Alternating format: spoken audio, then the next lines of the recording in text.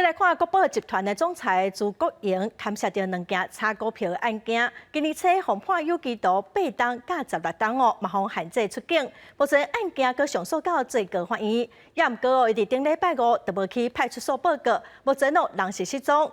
高院表示讲，利益会阁传一届，若是人阁无出现，就会通缉。当初交保的5亿哦，卖充公。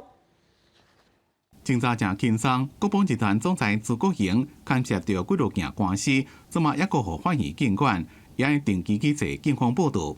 不过即马煞闹失踪，自吹背了就无看人，无将时间去派出所报道。高尔夫球界的名人，我们就2个。事业包括殡葬、保险、高尔夫球业经营，朱国营伊的事业做甲正大，因为牵涉到中诚国宝的弊案不被羁押。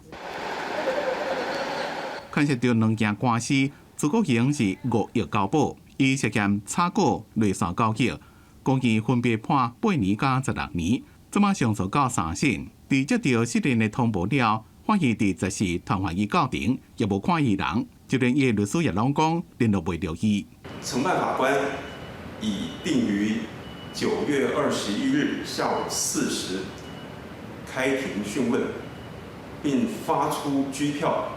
拘提被告朱国龙。即马若是发股票具体，万一朱国营搁再无出面，恐惊被认为是逃亡，到时估计会发通缉令。即马伊已经70岁啊，将会面临20年的通缉时效。当初若被5亿交保金也被没收。记者综合报道。